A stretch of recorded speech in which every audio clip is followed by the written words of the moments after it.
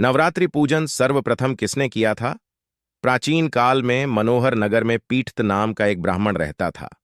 वह मां भगवती दुर्गा का परम भक्त था। एक दिन उसके यहाँ संपूर्ण सद्गुणों से युक्त सुमति नाम की एक अत्यंत सुंदरी कन्या का जन्म हुआ। वह कन्या अत्यंत रूपवती थी और समय के साथ वह कन्या बड़ी हो गई। ब्राह्मण देव जब हर रोज मां दुर्गा माता की पूजा करते और ओम का उच्चारण करते तो वह कन्या उस समय वहां उपस्थित रहती थी। एक दिन सुमति अपनी सखियों के साथ खेलने में रम गई और मां भगवती दुर्गा के पूजन में उपस्थित नहीं हो पाए।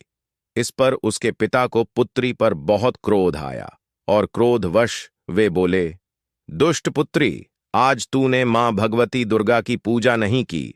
तुम्हें इस अपराध का दंड अवश्य भुगतना पड़ेगा और इस कारण मैं किसी कुष्ठ रोगी या दरिद्र मनुष्य के साथ तेरा विवाह कर दूंगा। कन्या पिता के क्रोध से दुखी हुई और कहा, पिताजी, आप मेरे जन्मदाता हैं। आपको पूरा अधिकार है मेरे बारे में निर्णय लेने का। बाकी मेरे कर्म और प्रारब्ध है। कन्या की बात सुनकर ब्राह्मण और क्रोधित हुआ और एक कुष्ठी व्यक्ति से अपनी कन्या का विवाह कर दिया और कहा, पुत्री, तुझे अपने कर्म और भाग्य पर बहुत भरोसा है तो जाओ, देखता हूं तेरा भाग्य बदलता है या नहीं। पिता की बात सुनकर अत्यंत दुखी मन से सुमति अपने पति के साथ वन में जाने लगी। किसी तरह निर्जन वन में उसने रात्रि गुजारी। उसके दुख को देखकर मां भगवती दुर्गा जी प्रकट हुई और कहा, हे बेटी, तुम इतनी दुखी क्यों हो? तुम्हारी जो भी इच्छा हो कहो, मैं उसे पूर्ण करूंगी। सुमति ने कहा, हे देवी, आप कौन है? माता ने कहा, मैं ही माता दुर्गा हूं, मैं ही माता लक्ष्मी हूं, मैं ही माता सरस्वती और मैं ही माता काली हूं। सब मुझ में ही समाहित है। मैं भक्तों के दुख को हरने वाली और उन्हें सुख प्रदान करने वाली माता हूं। पिछले जन्म में तुम एक पतिव्रता स्त्री थी। निषाद तुम्हारा पति था, जिसके चोरी करने पर तुम दोनों को कारावास में डाल दिया गया और नवरात्रि में तुम भूखे प्यासे रह गई और अनजाने में ही तुमने नवरात्रि उपवास कर लिया, जिससे मैं अत्यंत प्रसन्न हूं। अतः तेरे पूर्व जन्म के सत्कर्मों से मैं प्रसन्न हूं और तुम्हारी इच्छा पूर्ण करने आई हूं।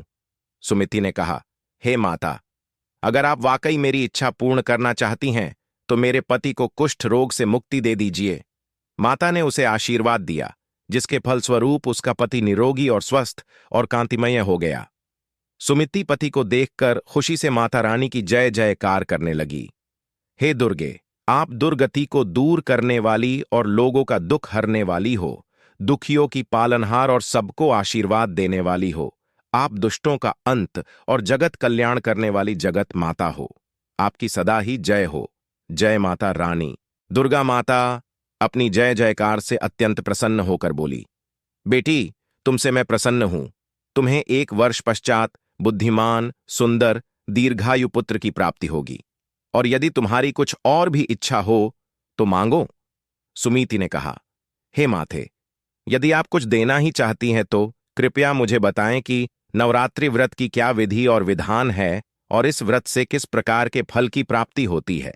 तब भगवती दुर्गा मां ने विस्तार पूर्वक नवरात्रि व्रत की विधि, कथा और करने से मिलने वाले फल की बात बताई और तत्पश्चात सुमीति द्वारा ही सर्वप्रथम नवरात्रि व्रत किया गया।